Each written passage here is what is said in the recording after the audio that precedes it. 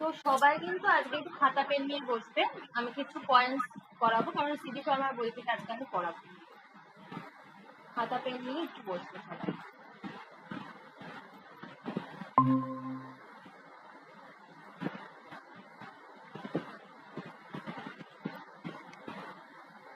তো একদম সিডি শর্মার লাইন ধরে ধরে আমি একদম পড়াবো আজকে। এটা পুরো সিডি শর্মার বই থেকে আমি নিয়েছি।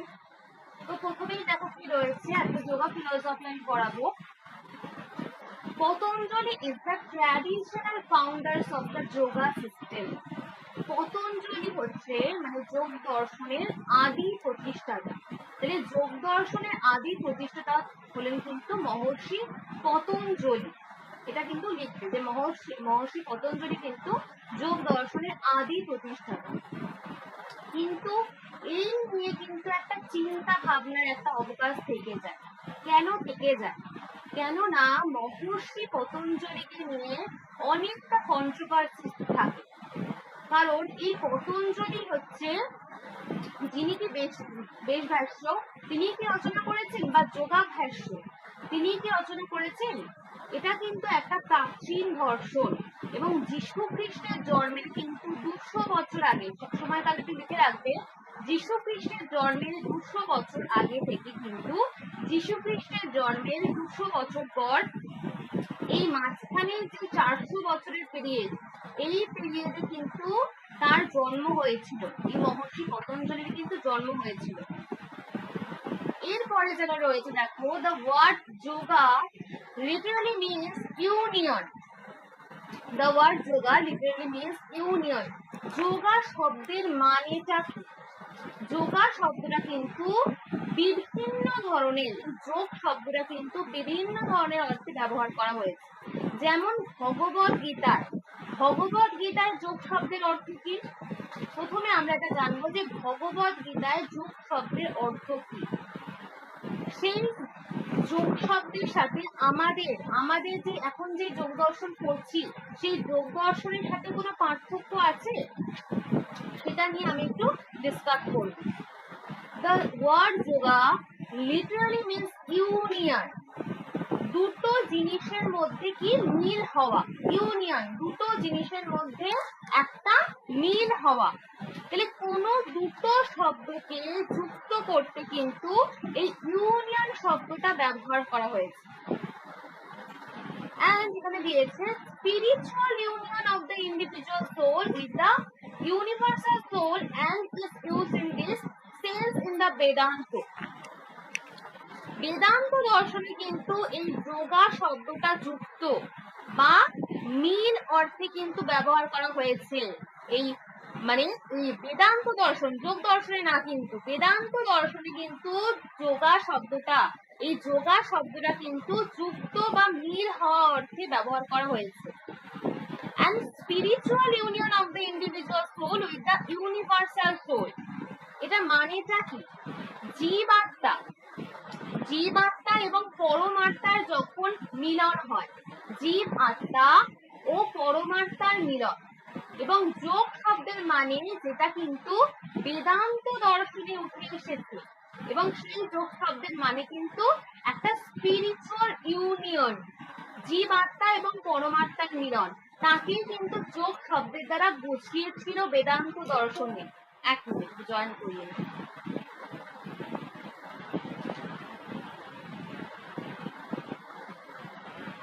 তো যেটা বলছিলাম, আজকে আমি পুরোটাই সিডি শর্মার বই থেকে বলছি। এই নোটসটা পুরো সিডি শর্মা থেকেই দেওয়া, ঠিক আছে? সমাপ্তি তোমার কাছে যদি বইটা থাকে তুমি খুলে নিতে পারো বা এখান থেকেও দেখতে পারো। তো যেটা বলছিলাম, the word yoga literally means union and the spiritual union of the individual soul with the universal soul and is used in this sense in the Vedanta. Vedanta দর্শনে যোগ শব্দের মানে বলতে কি বুঝিয়েছে? বেদান্ত দর্শনে কিন্তু যোগ শব্দের মানে বলতে বুঝিয়েছে জীবাত্মা এবং পরমাত্মার যখন মিলন হয়। এবং যোগ শব্দের মানে যেটা বেদান্ত দর্শনীতে এসেছে সেটা হচ্ছে স্পিরিচুয়াল ইউনিয়ন। এবং উপনিষদে আবার কি বলা হয়েছে, উপনিষদে যখন বলা হয়েছে কি অয়ম আত্মা ব্রহ্ম, অয়ম আত্মা ব্রহ্ম, আত্মাই হচ্ছে ব্রহ্ম, এইটা যখন উঠে এসেছে উপনিষদে কিন্তু যোগকে বলা হয়েছে কি অয়ম আত্মা ব্রহ্ম, আত্মাই হচ্ছে ব্রহ্ম। এবং যোগ শব্দের মানে হচ্ছে কি ইউনিয়ন, এবং জীবাত্মা এবং পরমাত্মার মিলন হচ্ছে কিন্তু এই উপনিষদের মেন থিওরি এটা। তাহলে উপনিষদের মেন প্রতিপাদ্য বিষয় কি, এগুলো দিয়ে খুব কোশ্চেন আছে তোমাদের। উপনিষদের মেন প্রতিপাদ্য বিষয় কিন্তু জীবাত্মা এবং পরমাত্মার মিলন, যাকে কিন্তু বেদান্ত দর্শনে যোগা বলা হয়েছে। এবং যোগা শব্দের আক্ষরিক অর্থ কিন্তু যেটা হচ্ছে ইউনিয়ন। তাহলে উপনিষদের যে মেন তত্ত্বগুলো রয়েছে অয়মাত্মা ব্রহ্ম, তত্ত্বমসি, এই সমস্ত মহাবাক্যের মাধ্যম দিয়ে কিন্তু উপনিষদে এটাই প্রতিপন্ন করা হয়েছে যে জীবাত্মা পরমাত্মা তারা কিন্তু আলাদা নয়, জীবাত্মা এবং পরমাত্মা কিন্তু এক।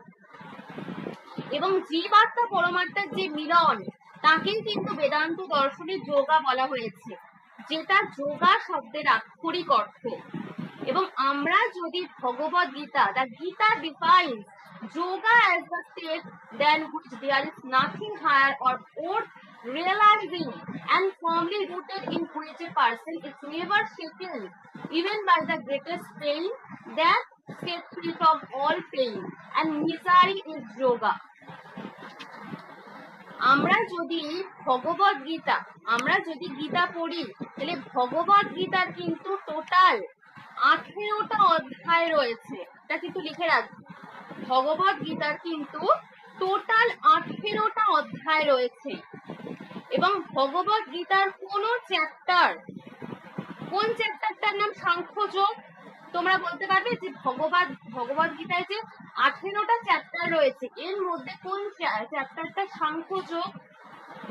এই সাংখ্যযোগ কিন্তু দ্বিতীয় অধ্যায়। And the Gita defines yoga as that state than which there is nothing higher or worth realizing. ভগবদ গীতায় কিন্তু এই যোগ শব্দটাকে লিখে রাখবে, ভগবদ গীতায় কিন্তু এই যোগ শব্দটাকে সুখ দুঃখ, এবং ভগবদ গীতা কিন্তু প্র্যাকটিক্যাল গ্রন্থ, কোনো ধর্মীয় গ্রন্থ হিসাবে কিন্তু একটা কিন্তু ভগবদ গীতাকে কিন্তু ধর্মীয় গ্রন্থ হিসেবে মনে করা হয়।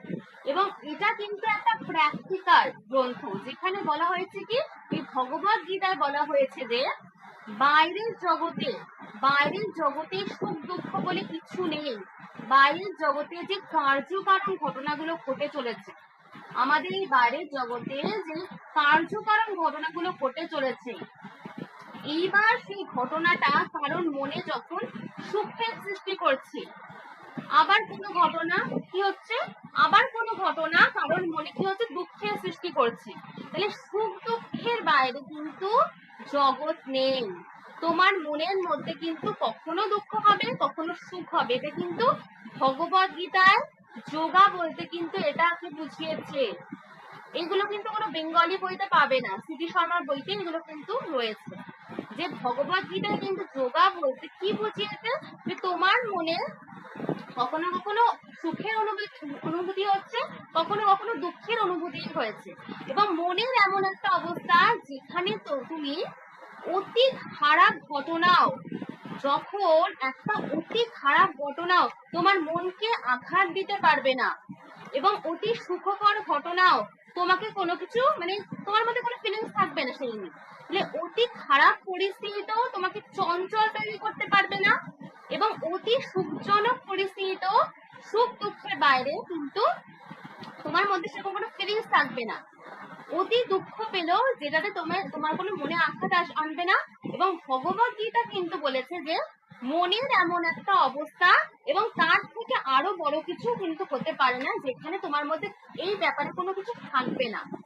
তুমি যদি এই সুখ দুঃখকে সমস্ত, এই জিনিসটা দেখো, তুমি যদি সুখ এবং দুঃখকে সমস্ত জ্ঞান করতে শেখো এবং অতি খারাপ পরিস্থিতিতেও তোমার মধ্যে যখন কোনো দুঃখের উৎপন্ন করবে না, তোমার সমান অ্যাটিটিউড থাকবে, তোমার একটা সমান অ্যাটিটিউড থাকবে, সবকিছুর প্রতি থাকবে, এবং কোনো খারাপ পরিস্থিতিতেও তুমি সেকেন্ড, এই লাইনটা দেখো দিয়েছে, which a person is never second, মানে কি কোনো খারাপ পরিস্থিতি আসলেও তুমি কিন্তু কখনো কম্পিত বা সেকেন্ড হবে না। That set free from all pain and the misery is yoga.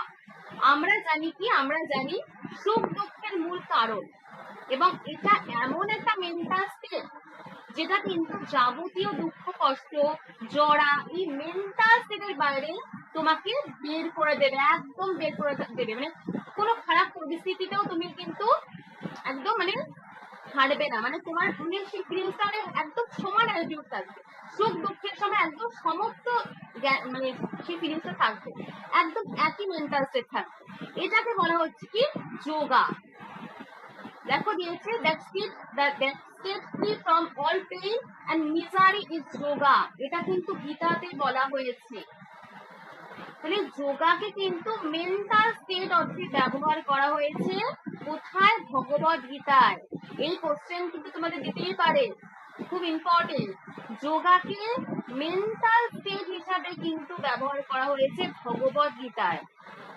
Okay, and স্থিতপ্রজ্ঞ ব্যক্তি, একজন স্থিতপ্রজ্ঞ ব্যক্তি কিন্তু যে কিন্তু অতি সুখেও কখনো সুখী হয় না, স্থিতপ্রজ্ঞ যে ব্যক্তি রয়েছে, আবার অতি দুঃখেও সে কিন্তু দুঃখী হয় না। সুখ দুঃখকে তিনি কিন্তু সমত্ব করতে পেরেছেন, একই, তার কাছে কোনো ফারাক পড়ে না, সুখ দুঃখকে সমত্ব করতে পেরেছেন, তিনি কিন্তু স্থিতপ্রজ্ঞ ব্যক্তি। এটা কিন্তু এক রকমের স্থিতপ্রজ্ঞেরও কনসেপ্ট।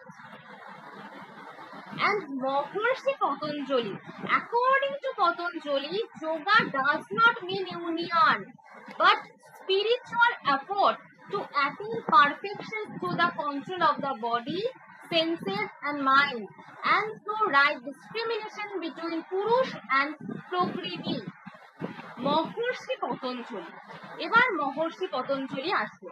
মহর্ষি পতঞ্জলির মতে কিন্তু তিনি বলেন কি যে যোগা হলো, এই যোগ হলো কিন্তু আধ্যাত্মিক প্রচেষ্টা, একটা আধ্যাত্মিক প্রচেষ্টা, এবং পারফেকশনের দিকে এগোনোর জন্য একটা পুরো পারফেকশন, সেই পারফেকশনের দিকে এগোনোর জন্য এটা কিন্তু একটা স্পিরিচুয়াল এফোর্ট। তুমি যখন ধরো, তুমি যখন নিজেকে একটা পারফেকশনের জায়গায় নিয়ে যাবে, আশেপাশে তোমার আশেপাশে অনেক ধরনের ঘটনা ঘটবে, অনেক ধরনের ঘটনা, সবকিছুকে যদি তুমি প্রায়োরিটি দাও, সবকিছুকে প্রায়োরিটি দিচ্ছ, তাহলে তুমি কখনোই কিন্তু পারফেকশনের দিকে এগোতে পারবে না, তুমি কখনোই কোনো লক্ষ্যের দিকে এগোতে পারবে না। তোমার লক্ষ্য পূরণ হওয়ার আগে তোমার সেই স্থানে কিন্তু অনেক রকমের বাধা আসে, প্রচুর পরিমাণে বাধা আসবে। সেই বাধার মধ্যে থেকেও যখন তুমি সুখ এবং দুঃখকে সমস্ত জ্ঞান করে এগিয়ে যাও, তোমার মাইন্ড সেন্স অর্গানকে তুমি কন্ট্রোল করো, এবং সবকিছুকে কন্ট্রোল করে যখন তুমি একটা পারফেকশনের দিকে এগিয়ে যাবে, এটাকে কিন্তু পতঞ্জলি যোগা বলছেন। এবং প্রকৃতি এবং পুরুষের যে বিভেদ জ্ঞান, কেননা আমাদের বডি, আমাদের যে সেলস গুলো রয়েছে, সেন্সেস অর্গান, আমাদের যে মাইন্ড, অ্যাকর্ডিং টু সাংখ্য, এই তিনটে কিন্তু সাংখ্য দর্শনে কিন্তু বলা হয়েছিল, এই তিনটে কিন্তু জড়।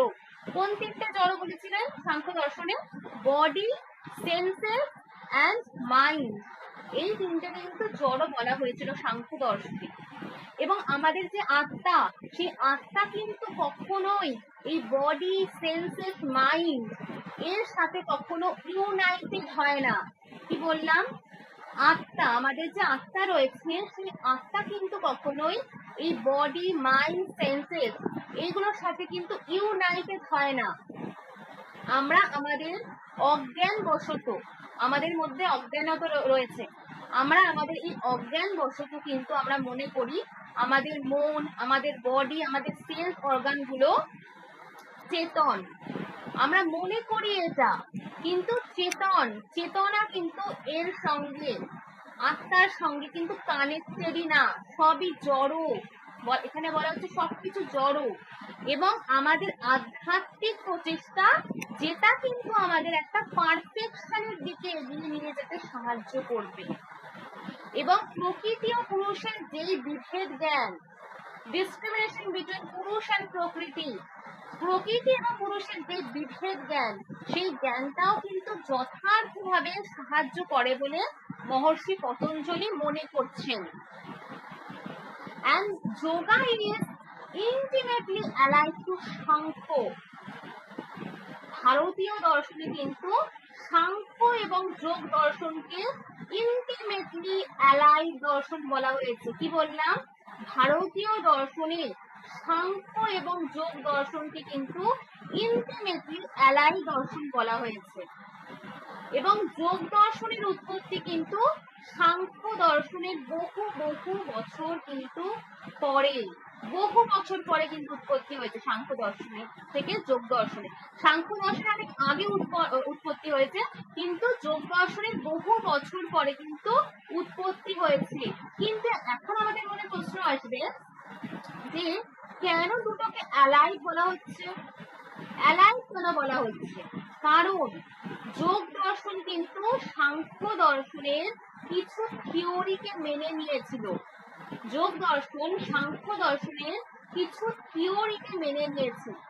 এই কারণে কিন্তু পরবর্তীকালে তাদেরকে অ্যালাইড হয়ে গিয়ে তারা কিন্তু সাংখ্য যোগ হয়ে গেছে। এন্ড গীতাতে, দ্য গীতা কলস দেম ওয়ান। গীতাতে, ভগবত গীতায় কিন্তু সাংখ্য এবং যোগ দর্শনকে কখনো আলাদা করা হয়নি, দুটোকে পুরো এক বলা হয়েছে, কখনো আলাদা করা হয়নি। And yoga means spiritual action. Yoga মানে কি? স্পিরিচুয়াল অ্যাকশন, মানে কি আধ্যাত্মিক কর্ম। And Samkhya means knowledge. আধ্যাত্মিক কর্ম মানে কি? যে কর্ম একটা পারফেকশনের দিকে তোমাকে নিয়ে যাবে, সবসময় মানে পারফেকশনের দিকে যাবে, তোমার বডি, মাইন্ড, সেন্স অর্গান গুলোকে কন্ট্রোল করবে এবং তোমাকে একটা পারফেকশনের জায়গায় নিয়ে যাবে। এন্ড সাংখ্য মানে কিন্তু নলেজ। মনে রাখবে, যদি তোমাদের কোশ্চেন আছে, সাংখ্য মানে কিন্তু নলেজ বা সম্যক জ্ঞান, সম্যক জ্ঞান। And Sankhya is theory, yoga is practice.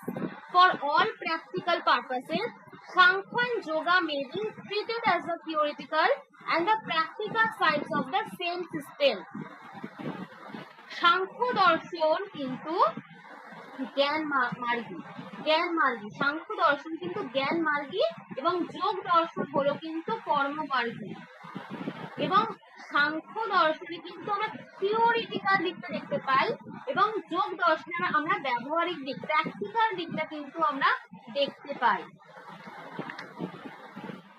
এখানে কি বলা হয়েছে যে সাংখ্যতে বলা হয়েছে শুধুমাত্র কর্ম করলে হবে না, সেই কর্মে তোমাকে একটা রাইট নলেজ, একটা সম্যক জ্ঞান তোমাকে থাকতেই হবে। এবং একটা সিস্টেমের যে দুটো অঙ্গ, সাংখ্য এবং যোগ, সাংখ্য কিন্তু থিওরিটিক্যাল দিকটাকে নিয়ে আলোচনা করেছে এবং যোগ কিন্তু প্র্যাকটিক্যাল দিকটাকে নিয়ে আলোচনা করে।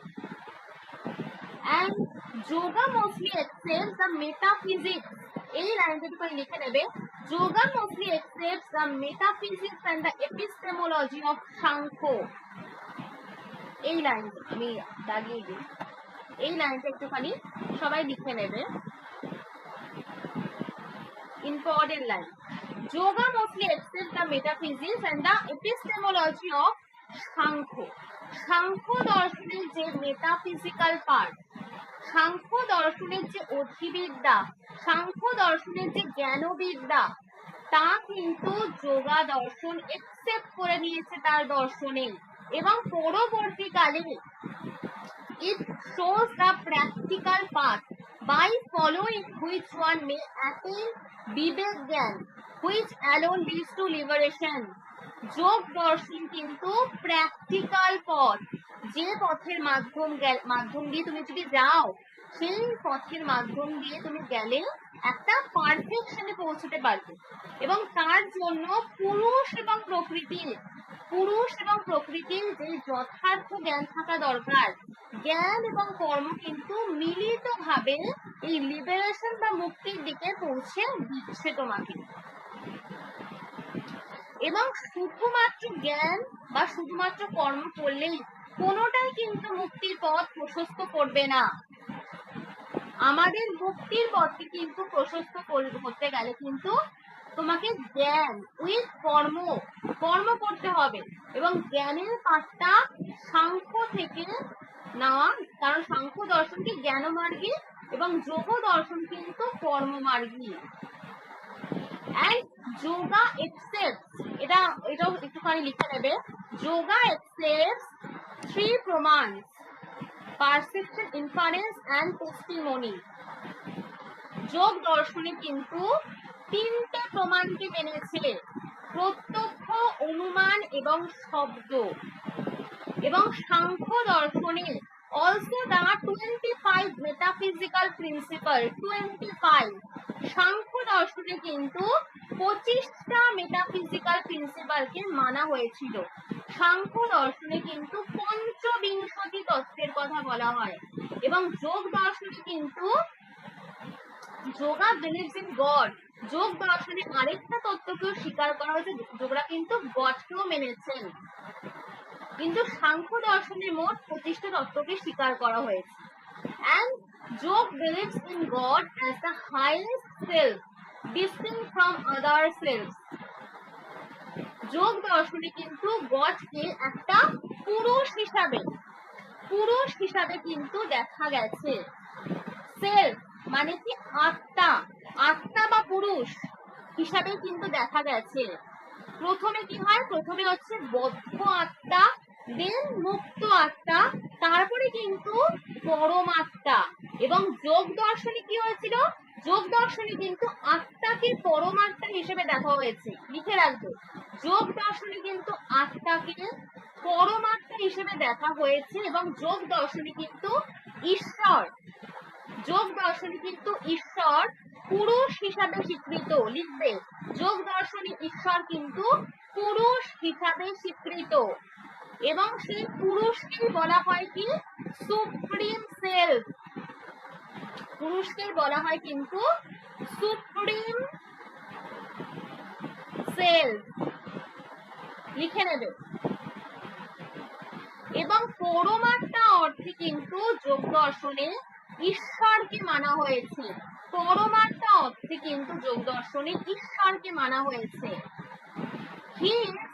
It is sometimes called শেষর Samkhya. শেষর Samkhya কেন বললো? যেহেতু সাংখ্য দর্শনের সাথে যোগ দর্শন অ্যালাইভ হয়ে গেছে। এবং সাংখ্য দর্শনে কিন্তু আমরা দেখেছিলাম যে ঈশ্বরকে স্বীকার করা হয়নি। সাংখ্য দর্শনে কিন্তু ঈশ্বর স্বীকৃত নয় বলে কিন্তু সাংখ্য দর্শনকে অ্যাথিস্টিক, নিরীশ্বর সাংখ্য বলা হয়। কিন্তু মহর্ষি পতঞ্জলি যোগ দর্শনের কিন্তু ঈশ্বরকে প্রতিষ্ঠা করেছেন, ঈশ্বরকে স্বীকার করেছেন। এই জন্য যোগ দর্শনের আরেকটা নাম হচ্ছে শেষর সাংখ্য অর থিয়েস্টিক সাংখ্য। লিখে রাখো এটা। এবং এটা লিখবে যে মহর্ষি পতঞ্জলির রচিত গ্রন্থ হলো কিন্তু যোগসূত্র। মহর্ষি পতঞ্জলির রচিত গ্রন্থ হলো কিন্তু যোগসূত্র। এবার হচ্ছে আসবো very important একটা part. The Yoga Sutra is divided into 4 parts. যোগ সূত্রকে কিন্তু 4টে পার্টে ভাগ করা হয়েছে। The first is called Samadhi-pad and which deals with the nature and the aim of concentration. আমরা কিন্তু যখন কনসেন্ট্রেশনের মাধ্যমে, আমরা যখন যোগের যে স্বরূপ, যোগের যে প্রকার, আমরা কিভাবে যোগা করব, তার যে স্বরূপ, এখান থেকে কিন্তু তোমাদের ম্যাচিং করতে দেবে। কি করতে দেবে? দুদিকে ম্যাচিং দিয়ে দিল, ম্যাচিং, বা তোমাদের বললো যে সমাধি পদ কি, চারটে অপশন দিয়ে দিল, বা একটা অপশন দিয়ে তোমাদেরকে করতে দেবে যে এটা কি পার্ট। তো ভেরি ইম্পর্টেন্ট। তাহলে ফার্স্ট যেটা রয়েছে, দ্য ফার্স্ট ইজ কল্ড সমাধি পাদ। এই সমাধিটা কিন্তু কি বলে, যে আমরা কিভাবে যোগা করব, তার যে স্বরূপ, তার যে নেচার, তার যে উদ্দেশ্য যেখানে আলোচনা করা হচ্ছে, সেটা কিন্তু সমাধিপাদ। The nature and the aim of concentration. সমাধি পাদে কিন্তু 51টা সূত্র রয়েছে, লিখে রাখবে। এই সমাধি পাদে কিন্তু 51টা সূত্র রয়েছে, 51টা, 51, 195টা যোগে কিন্তু 195টা সূত্রের কথা বলা হয়েছে। সেই সূত্রের মধ্যে সমাধি পাদে কিন্তু 51টা সূত্র রয়েছে। এবং এই সূত্রের দ্বারা কি বোঝানো হলো, এই সূত্রের দ্বারা কিন্তু যেটা নেচার এবং তার যে স্বরূপ এবং তার যে এইম বা উদ্দেশ্য, এইটা নিয়ে কিন্তু আলোচনা করা হয়। And the second, Sadhan Pad explains the mean to realize the end. লিখে নাও, the second, Sadhan Pad explains the means to realize this end. সাধন পাদে 55টা সূত্র রয়েছে। সাধন পাদে কিন্তু 55টা সূত্র রয়েছে, দেখো।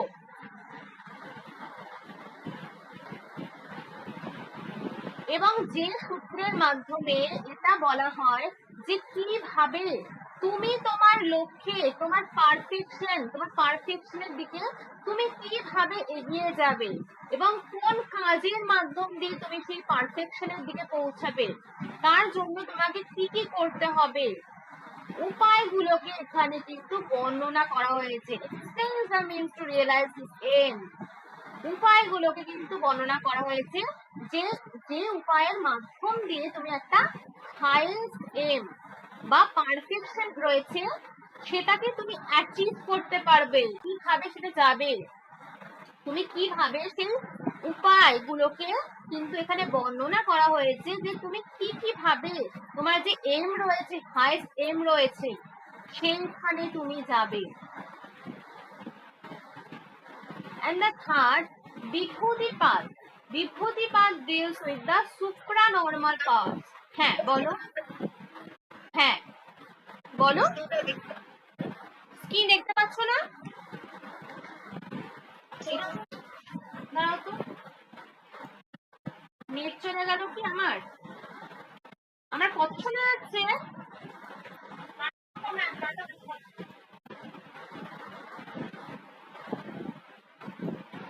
আচ্ছা এবার দেখো তো স্ক্রিন দেখা যাচ্ছে নাকি? 1 মিনিট দাঁড়াও, তোমার নেট চলে গেছে মনে হয়। 1 মিনিট একটু দাঁড়াও। এদিকে আমাকে একটু নেট দেখাও।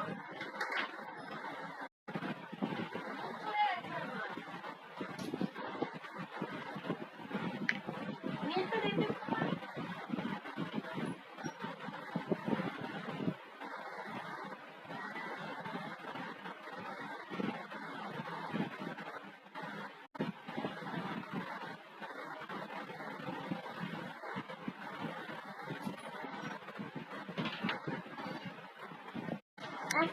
দাঁড়াও তো, আমার নেট চলে গেছে।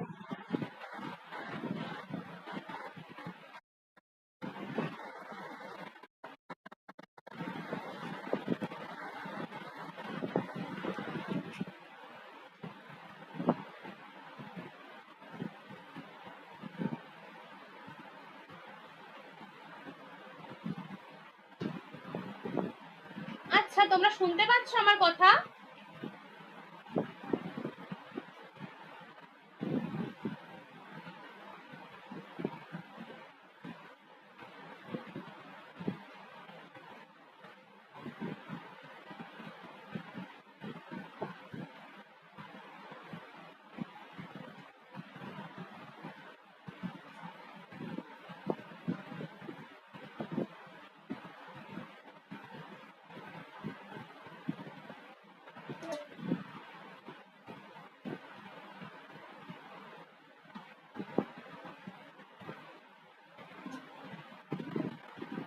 তোমরা শুনতে পাচ্ছ আমার কথা এখন?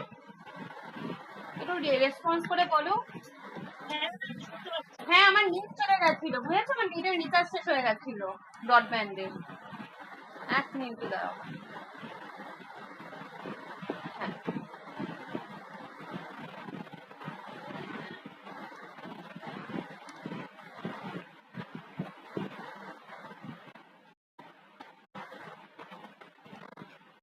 তো যেখানে বলছিলাম আমি, হ্যাঁ এখানটাই তো বলছিলাম। হ্যাঁ, দ্য সেকেন্ড সাধন কাজ, দ্য সেকেন্ড, দেখা যাচ্ছে স্ক্রিনটা আমার এখন? আচ্ছা দাঁড়াও তো এক মিনিট।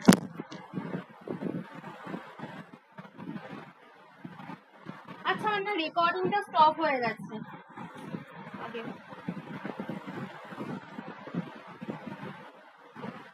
আজকে ক্লাসটা তোমরা একটু লিখে নেবে, ঠিক আছে? রেকর্ডিংটা স্টপ হয়ে গেছে, আমি যা যা বলছি একটু লিখে নেবে। আমি আস্তে আস্তেই বলছি, একদম নেটটা চলে গেছে, রেকর্ডিংও স্টপ হয়ে গেছে। সো যেটা বলছিলাম, দ্য সেকেন্ড সাধন পাদ explain the means to realise this end. সাধন পাদে কিন্তু 55টা সূত্র রয়েছে, একটু লিখে নাও। সাধন পাদে কিন্তু 55টা সূত্র রয়েছে, এবং যে সূত্রের মাধ্যম দিয়ে এটা বলা হয় কিভাবে তুমি তোমার লক্ষ্যে, তোমার পারফেকশনে তুমি কিভাবে পৌঁছাবে, এইটা কিন্তু সাধন পাদে বলা হয়। And the third, Vibhuti path deals with the supranormal powers which can be acquired through yoga. বিভূতি পাদে কিন্তু টোটাল 55টা সূত্র রয়েছে। কি বললাম? বিভূতি পাদে কিন্তু টোটাল 55টা সূত্র রয়েছে, এবং যে 55টা সূত্রের মাধ্যমে যে সুপ্রানর্মাল পাওয়ার, সেটা কিন্তু অনেক কিছুকে, যেমন চক্ষু কর্ণ নাসিকার মাধ্যমে আমরা কিন্তু খুঁজতে পারছি না। সেই সুপ্রা নর্মাল পাওয়ারকে কিভাবে তুমি অ্যাচিভ করবে, সেই সুপ্রা নর্মাল পাওয়ারকে তুমি যদি মেডিটেশন করো, খুব মাত্রায় তুমি মেডিটেশন করছো, সেই মেডিটেশনের মাধ্যম দিয়ে কিন্তু তুমি এই সুপ্রা নর্মাল পাওয়ারের অধিকারী হতে পারবে, এবং যেটা কিন্তু ইন্দ্রিয়ের মাধ্যমে তুমি লাভ করতে পারো না, সেই ধরনের দূরদৃষ্টি কিন্তু তোমার মধ্যে তৈরি হবে। তুমি কিন্তু তুমি যদি মেডিটেশন না করো, সেরকম যোগী আমরা কিন্তু হতে পারবো না, কারণ আমাদের মধ্যে সেই সুপ্রা নর্মাল পাওয়ারকে দেখার কিন্তু নেই, কারণ আমরা কিন্তু সেরকম যোগী টাইপের মানুষরা কিন্তু এই জিনিসটা করতে পারে, আমাদের মধ্যে কিন্তু সেরকম দূরদৃষ্টি এখনো তৈরি হয়নি। ওকে, লেখা যাচ্ছে? এটা রেকর্ডিংটা হচ্ছে না, এটা তো যেটা বললাম যে যখন তুমি কোনো সুপ্রা নর্মাল পাওয়ারের অধিকারী হতে পারবে, এবং যেটা ইন্দ্রিয়ের মাধ্যমে তুমি লাভ করতে পারো না, সেই ধরনের দূরদৃষ্টি যখন তোমার মধ্যে তৈরি হবে, সেটা কি? সেটা হচ্ছে বিভূতি পাদ। এন্ড তোমাদের কিন্তু এই ধরনের করে সুপ্রা নর্মাল পাওয়ার, খুব খুঁটিয়ে খুঁটিয়ে কোশ্চেন দেয় এই পাঠা থেকে। And the fourth, Koivalya path describes the natures of liberations and the reality of the transcendental self. দেখো, এই কৈবল্য পাদে কিন্তু 34টা সূত্র রয়েছে, লিখে নাও। কৈবল্য পাদে কিন্তু 34টা সূত্র রয়েছে, and এটা কিন্তু ডিসকাস করে লিবারেশন and the reality। যোগার মাধ্যম দিয়ে যখন তোমার জীবন মুক্তি, যোগার মাধ্যম দিয়ে যখন তোমার জীবন মুক্তি বা বিধি মুক্তি হচ্ছে, এবং জীবন মুক্তি কখন হবে? জীবন মুক্তি কখন হয় এটা আগে জানো। জীবন মুক্তি হয় যখন প্রকৃতি এবং পুরুষের একটা বিভেদ জ্ঞান তোমার হচ্ছে। কি বললাম? জীবন মুক্তি কখন হয়? যখন প্রকৃতি এবং পুরুষের বিভেদ জ্ঞান তোমার হচ্ছে, তখন যে তোমার সেলফ, ইন্ডিভিজুয়াল সেলফের সাথে একটা ট্রান্সেন্ডেন্টাল সেলফটা এক হয়ে যায়, এবং সেই ট্রান্সেন্ডেন্টাল সেলফের কি স্বরূপ এবং মোক্ষ বা মুক্তির কি স্বরূপ, সেটা কিন্তু কৈবল্য পাদে আলোচনা করা হয়। Natures of liberation, the reality of the transcendental self। কি বললাম, বোঝা যাচ্ছে এটা? যে যে যোগার মাধ্যম দিয়ে যখন তুমি তোমার জীবন মুক্তি বা বিধব মুক্তি হচ্ছে, জীবন মুক্তি কখন হয়? যখন প্রকৃতি এবং পুরুষের যে বেসিক জ্ঞান হচ্ছে, তখন যে তোমার সেলফ, ইন্ডিভিজুয়াল সেলফের সাথে ট্রান্সেন্ডেন্টাল সেলফ এক আছে, এবং সেই ট্রান্সেন্ডেন্টাল সেলফের কি স্বরূপ, ট্রান্সেন্ডেন্টাল সেলফের কি স্বরূপ এবং মুক্ত বা মুক্তির কি স্বরূপ, সেটা কৈবল্যবাদে কিন্তু আলোচনা করা হয়। লিখে নেবে, ঠিক আছে? এরপরে আমি কিছু গ্রন্থের নাম বলবো এই যোগ দর্শন থেকে। সিডি শর্মার বইতে কিন্তু সব নেই, এই জন্য আমি কিছু গ্রন্থের নামগুলো লিখে দেবো। ফার্স্ট লেখো বিজ্ঞান ভিক্ষুর যোগবার্তি।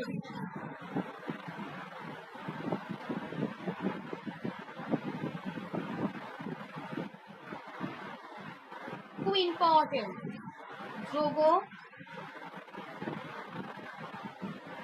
বার্তি ফার্স্ট। তারপরে রয়েছে বাচস্পতি মিশ্রের তত্ত্ব বৈশারদী, ভেরি ভেরি ইম্পর্টেন্ট, কোশ্চেন আসে কিন্তু তোমাদের এগুলোতে। অ্যান্ড আমরা জানি কি যোগসূত্র, এটা কিন্তু যোগ দর্শনের আকর গ্রন্থ।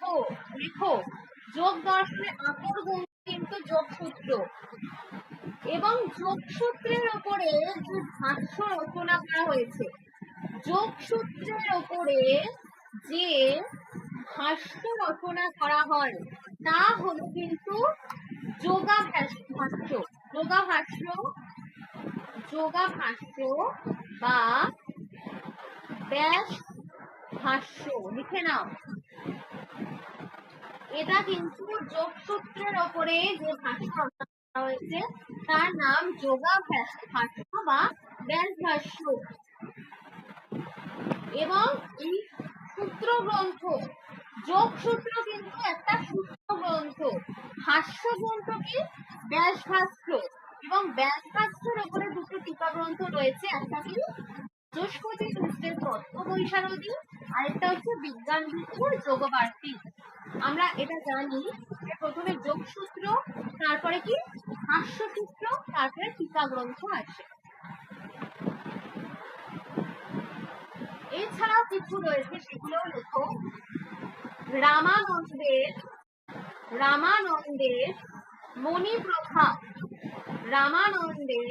মণিপ্রভা, বিজ্ঞান ভিক্ষুর যোগসার সংগ্রহ, না লিখতে পারলে বলবে, আমি লিখিয়ে দেব। বিজ্ঞান ভিক্ষুর যোগসার সংগ্রহ, ভোজরাজের বৃত্তি,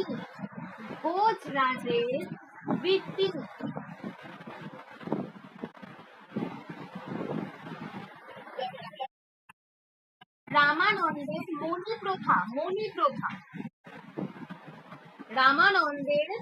মণিপ্রভা, দেখো লিখে দিয়েছি, মণিপ্রভা।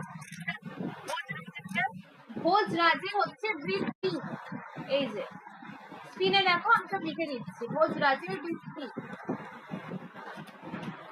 তারপরে লেখো অনন্ত দেবের চন্দ্রিকা,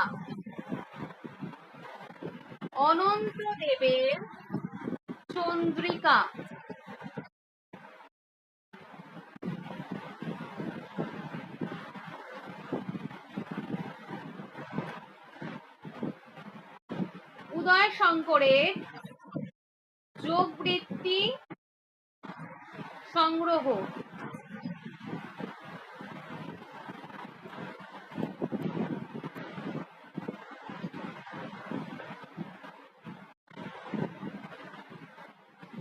রাঘবানন্দের পাতঞ্জল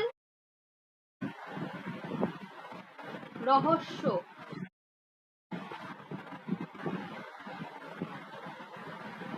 গণেশ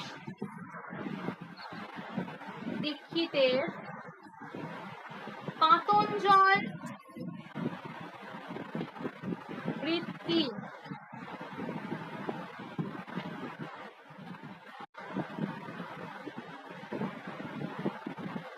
জ্ঞানানন্দের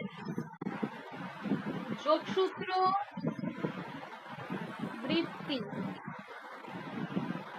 আরেকটা রয়েছে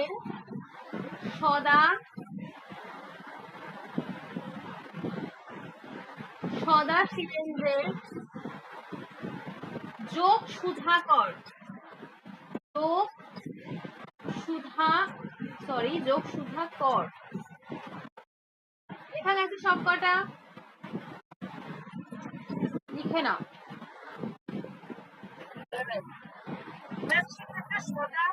সদাশিবেন্দ্রর, এই দেখো লিখে দিয়েছি, সরি সাদা হয়ে গেছে, সদাশিবেন্দ্রর যোগ সুধাকর, দেখো লিখে দিয়েছি স্ক্রিনে, দেখো যোগ সুধাকর।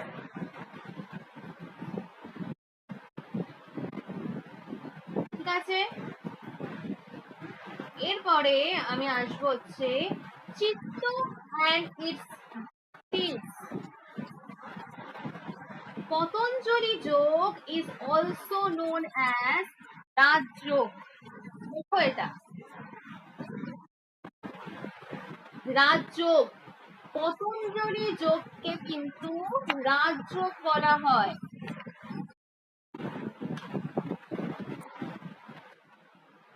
এবং পতঞ্জলি কিন্তু যোগকে ভক্তিযোগ, কর্মযোগ, জ্ঞানযোগ নাকি রাজযোগে অন্তর্ভুক্ত করেছে, এইরকম করে একটা একবার। ঠিক আছে, তখন কিন্তু সেটা রাজযোগ হয়েছিল, তো এটা একটু লিখে রাখো কোনটা হবে। তাহলে পতঞ্জলি কিন্তু রাজযোগ বলা হয়। এবং রাজযোগের লক্ষ্য কি? যে প্রচেষ্টার মাধ্যমে তুমি পারফেকশনের জায়গায় পৌঁছাতে পারো এবং তুমি মোক্ষ লাভ করতে পারো। লেখো, যে প্রচেষ্টার মাধ্যম দিয়ে তুমি পারফেকশনের জায়গায় পৌঁছতে পারো, তুমি মোক্ষ লাভ করতে পারো এবং দুঃখ থেকে তোমার নিবৃত্তি হতে পারে, সেই জন্য তোমার মাইন্ড, বডি এবং গুলোকে কন্ট্রোল করতে হবে আগে, এবং দ্যাট ইজ কল্ড রাজযোগ। সেটাকেই বলা হয় কি? রাজযোগ। এবং রাজযোগে কিন্তু যোগের লক্ষ্য, যোগের পদ্ধতি নিয়ে কিন্তু আলোচনা করা হয়। And yoga is defined as the cessation of the modifications of চিত্ত। এটা দিয়ে তোমাদের কোশ্চেন আসে। Yoga is defined as the cessation of the CV Sharma line Yoga is defined as the cessation of the modifications of চিত্ত। এই কথাটার মানে হলো কি?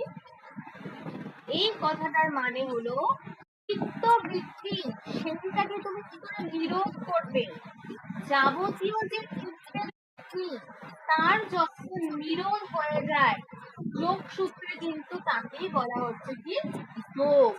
যোগ is defined as the cessation of the modifications of চিত্ত, and this cessation is through meditation। আমাদের চিত্তের যাবতীয় বৃত্তির নিরোধ, আমাদের চিত্ত যে রয়েছে সেই চিত্তের যাবতীয় বৃত্তির নিরোধ কি করে হবে, কি করে করব? তাহলে রাজযোগকে কেন্দ্র করে তিনি বলছেন যে আমাদের চিত্তের যাবতীয় বৃত্তি, তোমার মন সবসময় এদিক ওদিক বিক্ষিপ্ত হয়ে রয়েছে, এদিক ওদিক, উপায়টা কি?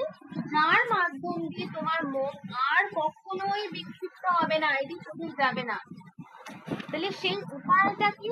মেডিটেশন।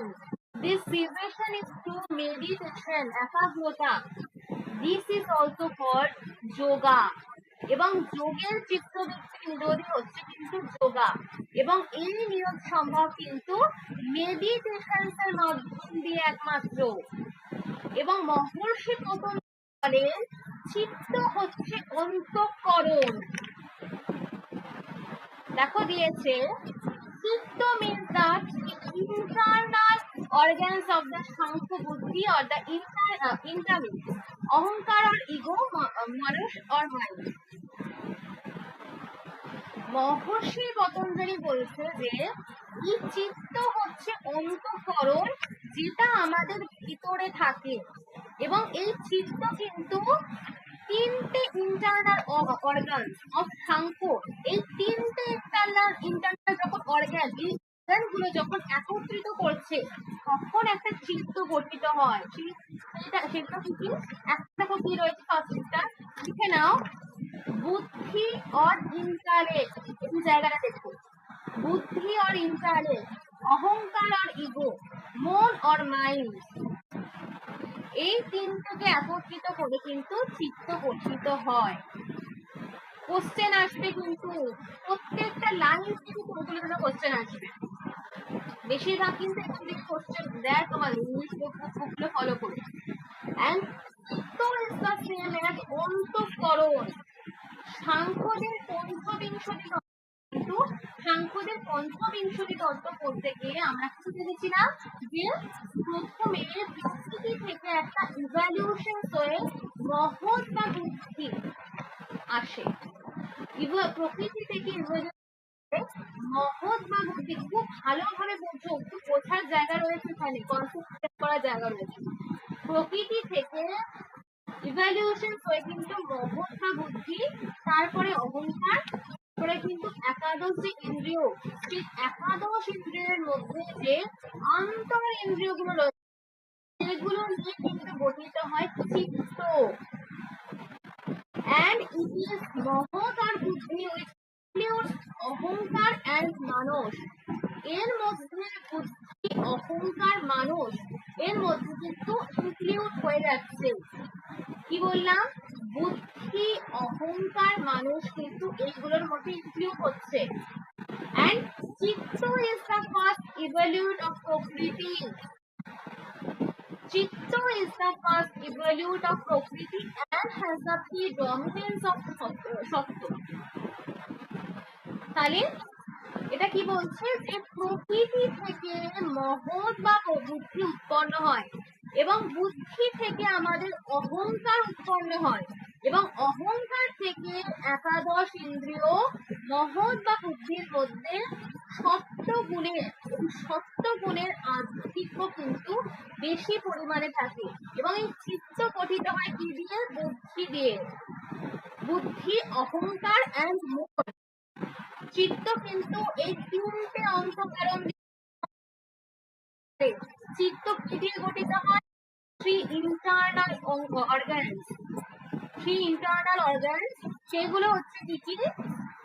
বুদ্ধি, অহংকার এবং মন।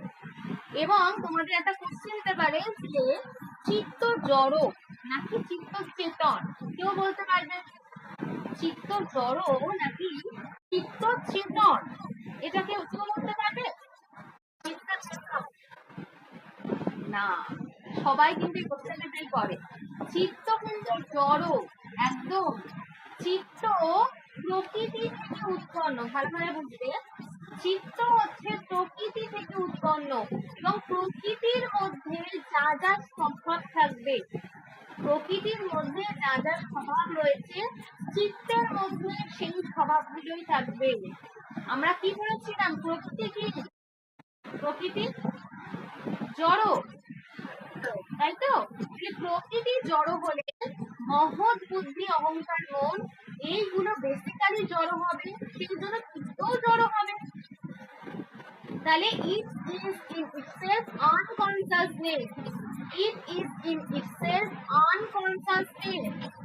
এগুলো সবই অচেতন, এবং এর মধ্যে কোনোভাবেই চেতনা নেই, যেহেতু মহৎ বা বুদ্ধির মধ্যে সত্য গুণের আধিক্য বেশি থাকে।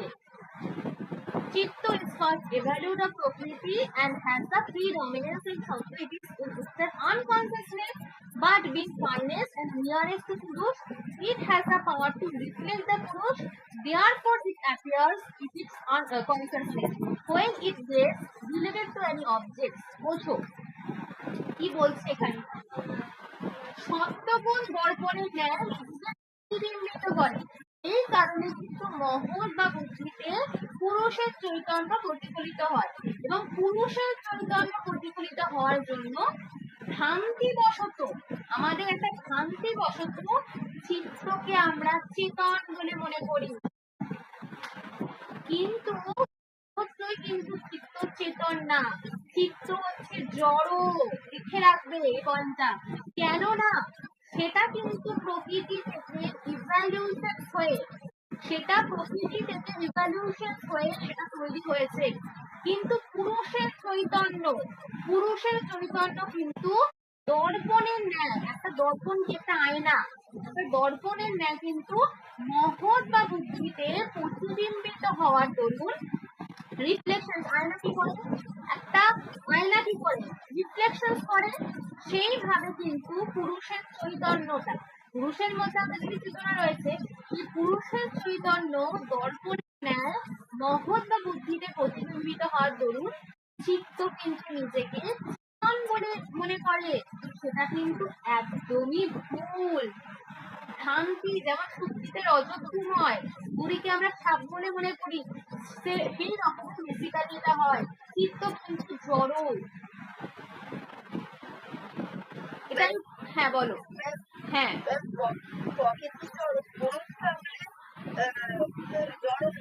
পুরুষের চৈতন্যটা আমি যেটা বললাম, পুরুষের যে চৈতন্য রয়েছে, সেই চৈতন্যটা যখন একটা দর্পণ, একটা আয়নার মতো মহৎ বা বুদ্ধিতে প্রতিবিম্বিত হচ্ছে, রিফ্লেকশন হচ্ছে, সেই দরুন কিন্তু চিত্ত নিজেকে চেতন বলে মনে করছে। সেটা কিন্তু আসলেই হয় না। চিত্ত কি, হ্যাঁ চিত্ত কিন্তু, হ্যাঁ বলো।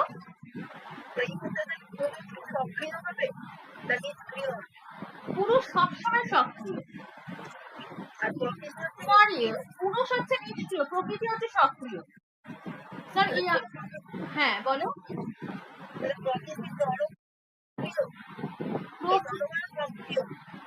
প্রকৃতি হচ্ছে জড়, প্রকৃতি হচ্ছে জড় এবং প্রকৃতি হচ্ছে সক্রিয়, সরি প্রকৃতি জড়, প্রকৃতি সক্রিয়, এবং পুরুষ হচ্ছে চেতন, পুরুষ হচ্ছে নিষ্ক্রিয়। ওকে, হ্যাঁ এটা তো দেখো দিয়েছে এটা, but being finest and nearest to পুরুষ, it has the power to reflect the পুরুষ, therefore as it is consciousness। মানে কি এটা, প্রকৃতির পরে ঝাঁপি হচ্ছে কিন্তু পুরুষ, আমরা জানি, এবং এটা কিন্তু প্রকৃতির খুব কাছাকাছি। পুরুষ কিন্তু প্রকৃতির খুব কাছাকাছি অবস্থান করার জন্য পুরুষের মধ্যে যেই কনসাসনেসটা রয়েছে, ভালো হয়ে বুঝবে, খুব কনসেপচুয়াল জিনিস। আমরা জানি কি যে প্রকৃতির খুব কাছে পুরুষ অবস্থান করে, সেই জন্য কি হয়, পুরুষের মধ্যে যে চৈতন্যটা থাকে বা কনসাসনেস থাকে, সেটা কিন্তু প্রকৃতিতে প্রতিবিম্বিত হয়ে যায়, এবং প্রকৃতি নিজেকে তখন কি বলে, সরি প্রকৃতি না, তখন কিন্তু চিত্ত নিজেকে চেতন বলে মনে করে। বুঝতে পারলে কি বললাম, বেসিক্যালি চিত্ত কিন্তু জড়, কিন্তু প্রকৃতির খুব কাছাকাছি কিন্তু পুরুষের অবস্থান থাকে, এবং পুরুষের মধ্যে যে চৈতন্যটা থাকে, চৈতন্যটা প্রকৃতিতে একটা প্রতিবিম্বিত হয়, মানে আয়নার মতো, বুঝতে পারছো, আয়নার যখন রিফ্লেকশন হয় সেরকম একটা প্রতিবিম্বিত হয়, এবং প্রকৃতি তখন কিন্তু চিত্ত কিন্তু তখন নিজেকে চেতন বলে মনে করতে শুরু করে, এবং বেসিক্যালি সেটা কিন্তু জড়, চিত্ত কিন্তু জড়, এবং আমাদের প্রত্যেকের মধ্যে একটা করে চিত্ত রয়েছে, প্রত্যেকে, তোমার আমার সবার মধ্যে চিত্ত রয়েছে, এবং এই চিত্ত যখন কোনো বাহ্য বিষয়ের দিকে ধাবিত হয় তখন কিন্তু তার আকার ধারণ করে। বুঝতে পারলে, চিত্ত যখন কোনো বাহ্য বিষয়ের দিকে ধাবিত হয় তখন কিন্তু তার আকারটা ধারণ করে। দেখো লিখেছে এখানটা, when it is related to any object, কোনো বাহ্য বিষয়ের দিকে যখন ধাবিত হয়, it assumes the form of that object, তখন কিন্তু তার আকার ধারণ করে। যেমন দেখো আমার সামনে একটা কি রয়েছে, একটা মোবাইল রয়েছে, ছোট একটা মোবাইল রয়েছে, সেই মোবাইলটার দিকে আমি আমার চোখ পড়লে বা আমি মোবাইলটা বিষয়ের দিকে আকৃষ্ট হলো, সেই মোবাইলটার দিকে আমি আকৃষ্ট। যখন চিত্ত বিষয়ের সাথে আমার একটা কন্ট্যাক্ট হলো এবং আমার চিত্তটা তার ফর্মটাকে ধারণ করলো, আমার চিত্ত কিন্তু কমপ্লিটলি মোবাইলের দিকে আকৃষ্ট হয়ে গেল। বুঝতে পারছি কনসেপ্টটা? তাহলে এই জায়গাটা থেকে দিলে পারবে যে চিত্ত কিন্তু সবসময় কোনো বাহ্য বিষয়ের দিকে ধাবিত হয়, তখন সেই বিষয়টার আকার ধারণ করে। It assumes the form of that object, very very important line. And when it is related to any object, it assumes the form of that object. তোমরা মনে রাখবে যে চিত্ত কিন্তু একটা টাইমে কখনো তুমি দুটো বিষয়ের উপর মন দিতে পারবে না। তুমি দেখো, তুমি চাইছো যে তুমি পড়াশোনা করছো, তুমি চাইছো তোমার কখনো দুটো দিকে কনসেন্ট্রেশন হবে। করো তুমি, চিত্ত কখনো মনে রাখবে, চিত্ত কখনো দুটো বিষয়ের উপর কিন্তু আকৃষ্ট হতে পারে না, এবং আমাদের মন কিন্তু সব সময় একটা বিষয়ের প্রতি থাকে, এবং দুটো ভিন্ন কাজ কখনো তুমি একসাথে করতে পারবে না। মনের একটা পার্ট একটা কাজের সবসময় একটা কাজের দিকে কিন্তু রাখা সম্ভব, অন্য দুটো কাজের দিকে কিন্তু রাখা সম্ভব নয়। তাহলে এইটা আমার চিত্ত যে ফর্ম বা আকারটা ধারণ করলো, আমাদের মন কি হবে? আমাদের মন নির্দিষ্ট বিষয়ের প্রতি ধাবিত হবে, এবং আমাদের চিত্ত যে ফর্ম বা আকারটা ধারণ করে, দিস ইজ কল্ড চিত্তবৃত্তি। লিখে রাখো, দিস ইজ কল্ড চিত্তবৃত্তি। এই মোবাইলের ভিতরে আমার চিত্তটা আছে বলে চিত্তটা সেই বস্তুটার আকারটাকে ধারণ করছে, কিন্তু যখন আমার চিত্ত এটা থেকে এই মোবাইলটা থেকে আমার বুকে ট্রান্সফার হয়ে যাবে, আমার কিন্তু কখনো সেই চিত্তটা কিন্তু তখন সেই বইটার আকার ধারণ করবে। And this form is called বৃত্তি বা modification. তাহলে চিত্ত যখন কোনো বিষয়ের দিকে ধাবিত হয়, চিত্ত যখন কোনো একটা বিষয়ের দিকে ধাবিত হয়ে যায়, তখন সেই বিষয়ের সেই নির্দিষ্ট বিষয় কমপ্লিট ফর্ম আমার চিত্ত কিন্তু ধারণ করে নিচ্ছে। That is called বৃত্তি। Very very important. The form is called vritti or modification. And the light of consciousness which comes from the Purush, and the illuminates this form is called Gyan. চিত্ত যখন বিষয়ের সঙ্গে connected হয় এবং সেই বিষয়ের আকার ধারণ করে, তখন কি হয়? পুরুষের চৈতন্য, পুরুষের মধ্যে কনসাসনেস রয়েছে, সেটা ইলুমিনেটস দিস ফর্ম ইজ কল্ড জ্ঞান। পুরুষের চৈতন্য কিন্তু প্রতিফলিত হয়, এবং চিত্ত কি করে? চিত্ত হচ্ছে বিষয়ের প্রতি আকৃষ্ট হচ্ছে, একটা বিষয়ের প্রতি কিন্তু চিত্ত আকৃষ্ট হচ্ছে এবং সেই বিষয়টার আকার ধারণ করছে। তখন সেই বিষয় সম্পর্কে তোমার যে জ্ঞানটা জন্মায়, এবং জ্ঞানটা কিন্তু বেসিক্যালি চিত্তের যে জ্ঞানটা হয়, এখানে কিন্তু পুরুষের চিত্ত কিন্তু প্রতিবিম্বিত হয়, এবং আমরা মনে করি আমার আত্মার জ্ঞান হয়, কিন্তু আত্মার কখনো জ্ঞান হয় না। আত্মার কখনো জ্ঞান হয় না। জ্ঞান হয় কিসের? জ্ঞান হয় বেসিক্যালি চিত্তের জ্ঞান হয়। আত্মা বা পুরুষের কখনো জ্ঞান হয় না, জ্ঞান হয় কিন্তু চিত্তের। এবং এটা কিন্তু অনেকে মনে করে যে আত্মার জ্ঞান হয়, আত্মার কখনো জ্ঞান হয় না, আত্মা বা পুরুষের কখনো জ্ঞান হয় না, জ্ঞান কিন্তু চিত্তের হয়। এবং চিত্তের এবং আমরা যেটা বলছিলাম যে পুরুষের চৈতন্যটা প্রতিবিম্বিত হয়, কিসে হয়? চিত্তে হয়। অনেকে কিন্তু মানে বেঙ্গলি বুকে কিন্তু নেই। এবং পুরুষ is essentially pure consciousness and is free from the limitations of procrity. দেখো এই লাইনটা, পুরুষ is essentially pure consciousness and it is free from the limitations of procrity. কি বলছে এখান দিয়ে? পুরুষ মানে হচ্ছে শুদ্ধ বুদ্ধ এবং পুরুষের সাথে কিন্তু প্রকৃতির কোনো মিলন হয় না। বেঙ্গলি বুকে লেখা দেখি যে পুরুষের সাথে প্রকৃতির একটা মিলন হয়, মানে জগতের উৎপত্তি হয়, এরকম কিন্তু লেখা থাকে। তো কখনোই এটা হয় না, সাথে প্রকৃতির কিন্তু কোনো মিলন হয় না। এবং পুরুষ শুধুমাত্র কি দ্রষ্টা, এবং প্রকৃতি আর পুরুষের কিন্তু মিলন হয় না। পুরুষ নিজেকে কিন্তু প্রকৃতির সাথে অ্যাটাচ করে না। পুরুষ is essentially pure consciousness and is free from the limitations of প্রকৃতির লিমিটেশনের মধ্যে পুরুষ পড়ে না।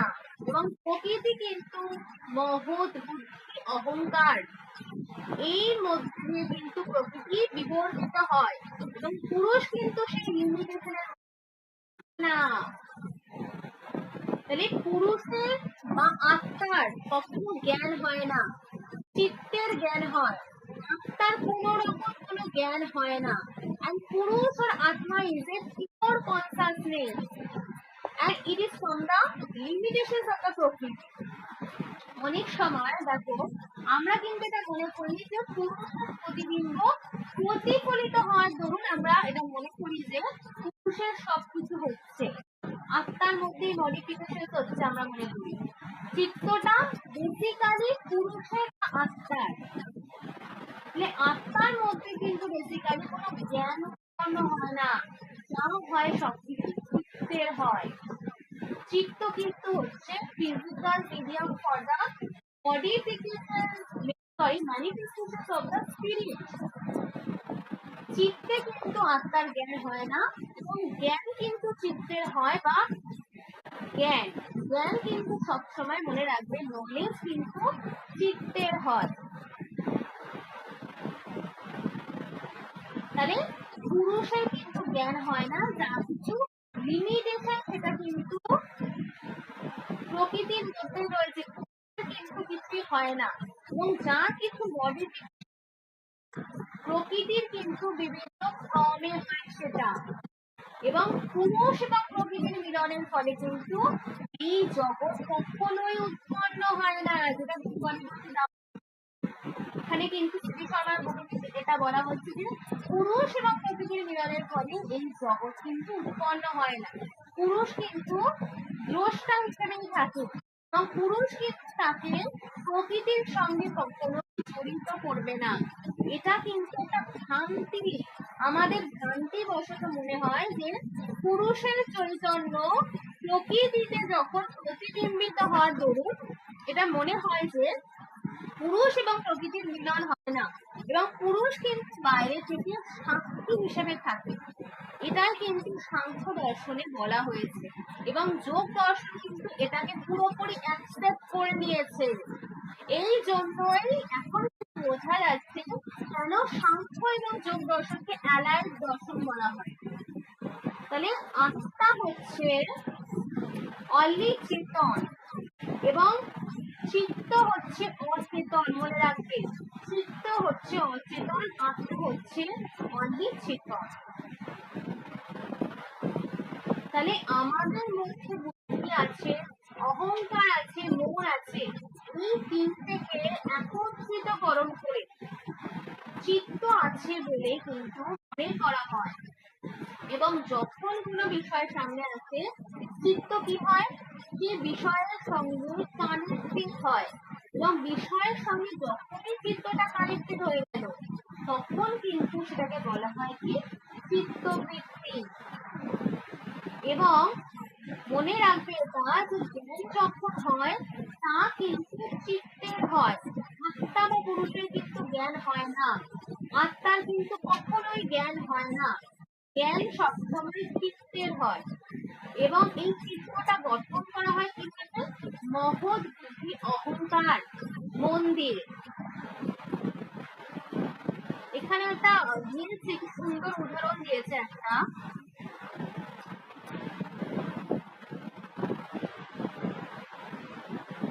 এই দেখো, হ্যাঁ এই লাইনটা দেখো, just as the mood appears as moving when seen reflecting the moving waves and waves appear as moving us. Similarly, Purus appears as undergoing modification and Shikto appears as consciousness due to Purus reflections in it. সমুদ্রের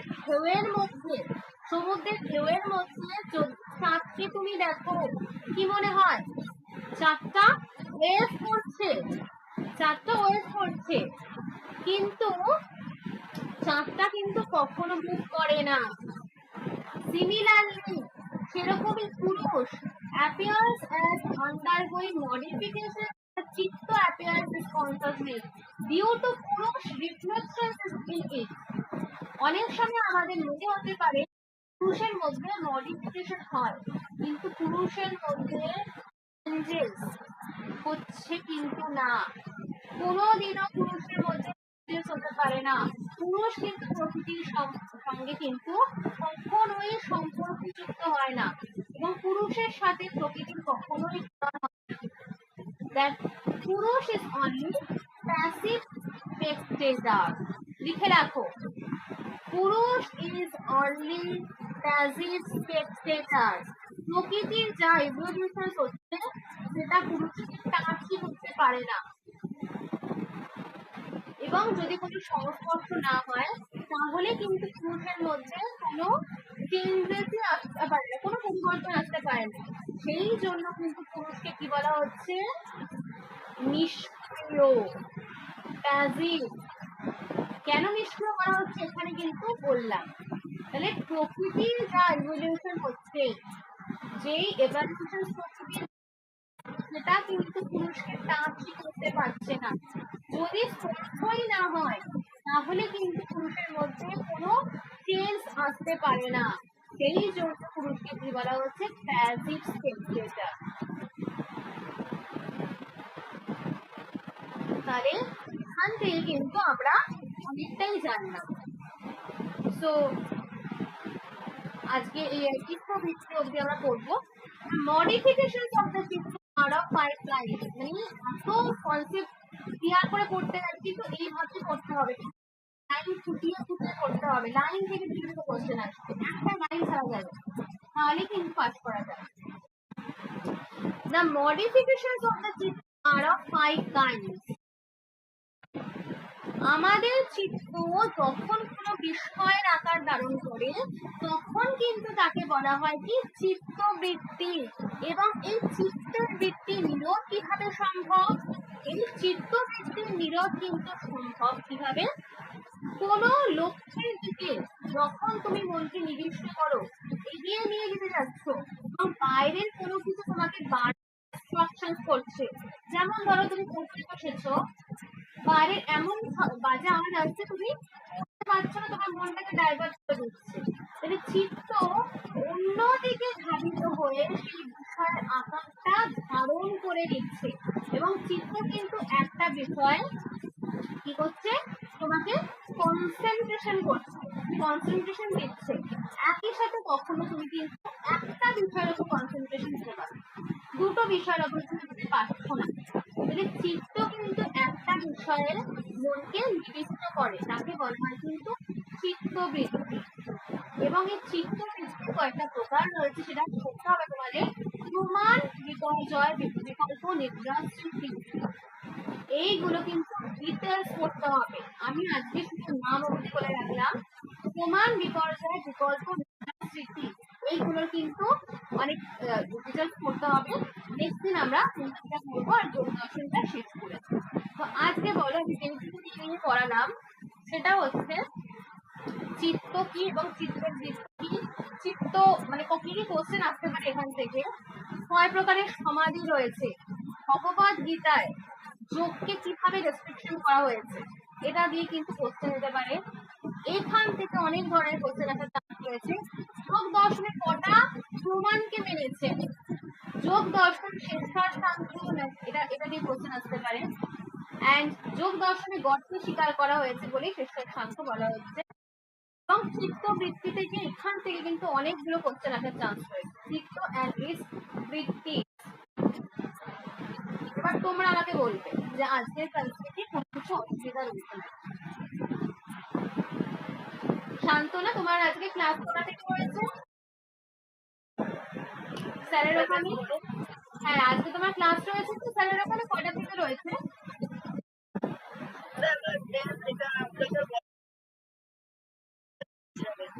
ও আচ্ছা আচ্ছা, মানে তুমি আর করতে পারছো না, মানে join করতে পারছো না? ও আচ্ছা আচ্ছা, হ্যাঁ হ্যাঁ। ও আমি তো ভেবেছি তো আমরা 9টা থেকে ক্লাস করবো। তাহলে তুমি যদি ওখানে কন্টিনিউ না করে দেবে তাহলে আমি ক্লাসটা দেখতে পাই 8টা থেকে। তুমি যদি ওখানে না পড়ো হ্যাঁ। আমি ফার্স্ট পেপারের ক্লাস করাই, কিন্তু আমি মানে সবকিছু করাই না, সেলেক্ট স্টুডেন্ট করাই, ঠিক আছে? মানে আমি নিজের কোনো খুলিনি এখন, আমি নিজের এখনো মানে ফার্স্ট পেপারের জন্য খুলিনি, স্যারের ইনস্ট্রাকশনই করাই। হ্যাঁ বলো।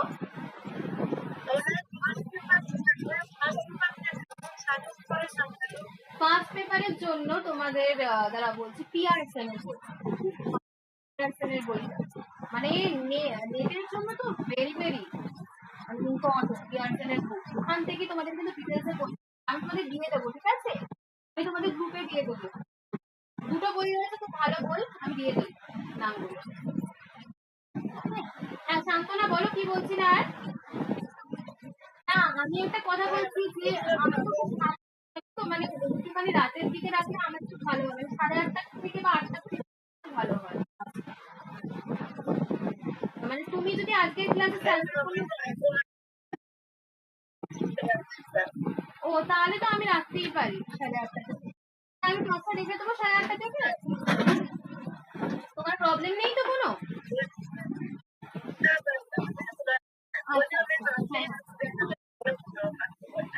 আমি দেখাবো, আচ্ছা আমি চেষ্টা করবো, বাট ম্যাথের কোশ্চেন তো আমি পারবো না, ম্যাথের কোশ্চেন আমি অনেক জায়গাতে রয়েছে, ম্যাথের কোশ্চেন ওগুলো পড়িয়ে দিতে পারবো, থেকে আমি ডিটেলস বলবো।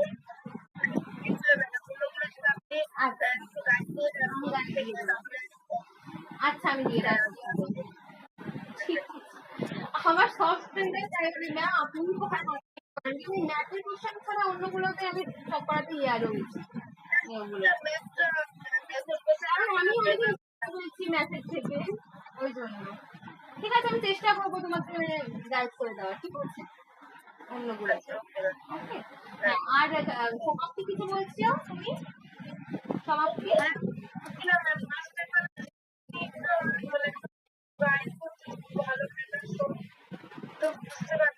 আচ্ছা, আমি ম্যাথ ছাড়া অন্যগুলো চেষ্টা করবো ম্যাথ করে দেওয়ার। হ্যাঁ হ্যাঁ হ্যাঁ ঠিক আছে, আমি চেষ্টা করবো গাইড করে দেওয়ার জন্য। কারণ কি বলতো, ম্যাথটা আমিও অনেকদিন ধরে ডিটেলস না, আমি যখন পাস করেছিলাম তখন আমি করেছিলাম, এখন তো অনেক বছর হয়ে গেছে, মানে আমি ডিটেলস করেছিলাম, আমি অন্যগুলো তোমাদের দেখিয়ে দেবো, ঠিক আছে?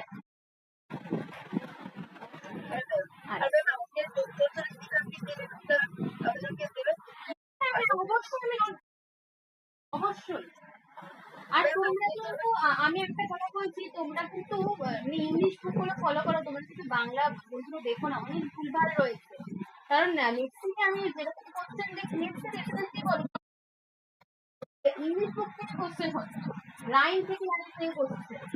আর আমি আগের দিন তোমাদের দিচ্ছিলাম যেগুলো নিজের কোশ্চেন গুলো লিখেছো, সেখানে পুরো মানে 30 আমার থেকে কোশ্চেন আসছে, রেফারেন্স আমি দিয়েছিলাম।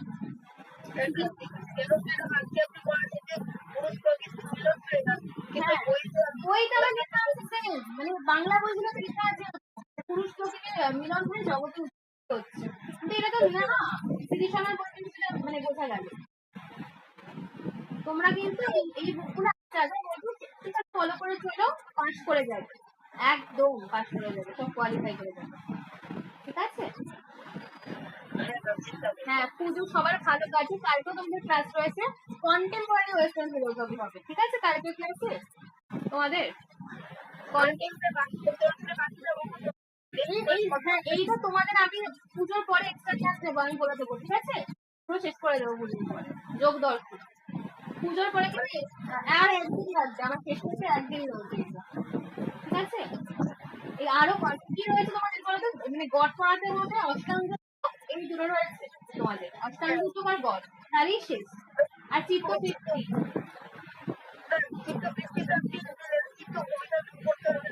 কোনটা? হ্যাঁ চিত্ত করবো, ওগুলো পড়ার মতো ডিটেল পড়াবো, আমি ওই জন্য তো পারবো না বলেই তো বললাম, মানে একদিনে ওটা একদিন লাগবে পুরো পড়াতে, অনেক ডিটেলসে পড়াতে হবে, আমি তো ওইভাবে বলতে পারবো না যে এইগুলো এগুলো চিত্তবৃত্তি করে নাও, আমি তো ওইভাবে পড়াতে পারবো না, ওই জন্যই বললাম একদিন লাগবে আমার পড়াতে, আর মানে যোগটা পড়াতে, শেষ করবো, ঠিক আছে? আমি একদিন সকালবেলা, আমি বিকালে একদিন এক্সট্রা ক্লাস নেবো, পুজোর পরে কিন্তু এক্সট্রা ক্লাস নেবো, ওকে? ঠিক আছে তাহলে, আর আমি চেষ্টা করবো একটুখানি গাইড করে দেওয়ার চেষ্টা করবো, ওকে?